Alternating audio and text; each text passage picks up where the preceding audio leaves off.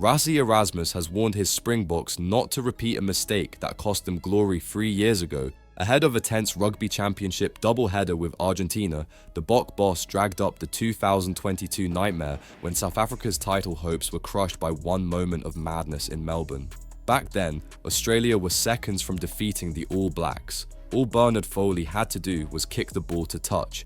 Instead, he tried to waste time, ignored Mathieu Raynal's warning, and was penalised. From the scrum, Geordie Barrett struck and the All Blacks stole victory.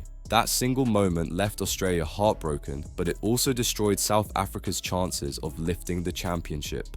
Remember when for Australia to beat New Zealand, they just had to kick the ball out, and then they took too long to kick the ball out. If they won that match, we just had to beat Argentina and win the rugby championship, Erasmus told reporters. But then we had to score a 42-point margin, and in that game, we started chasing our tail a little bit, so we won't make that same mistake.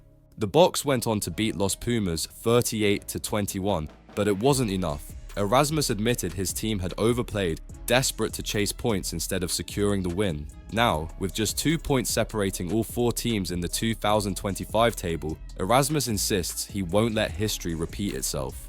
It's for us to win first. We will know what happens in the Australia-New Zealand game, but with 4 points, we will still be in the mix, whatever happens in the other game. Australia and New Zealand must play one another again, so we're going to play a test match. We're not going to play expansive, running and trying to score more than 3. If it happens, great, they will try and do the same, but we've got to play a test match. Unlike most coaches who hide behind cliches about focusing only on ourselves, Erasmus was brutally honest. He admitted he watches the scoreboard and not just in private. Before the All Blacks game in Wellington, he confessed he was on his phone minutes before kickoff, tracking the Wallabies' clash with Argentina. Obviously, we will have a look at that. Even before the game in Wellington, just before we had our team talk, I was on the phone checking because it does give you extra motivation if you know you're still in the mix, Erasmus said. With that last try Australia scored, they got 2 league points there, but you tell the players before the game, boys, we're in the mix if we win. This game, the rugby championship's alive. We will definitely look at the score and what the score is there, but that wouldn't make a difference in our approach and how we've trained so far. Of course, we will watch the score and maybe get a little bit more motivation and know exactly what we have to do in the game. This is classic Erasmus, brutally candid, unapologetic, and strategic. He admits what other coaches deny, that the scoreboard from other matches matters, that it influences motivation, and that it can shape how South Africa go about their business. But here's the controversy. Should the Springboks really be watching others, or should they be setting the pace themselves?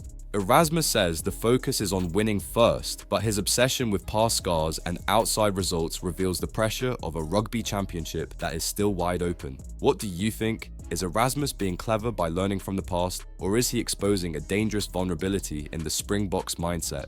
Drop your thoughts below and don't forget to subscribe to Green and Gold Army News for more unfiltered rugby debate.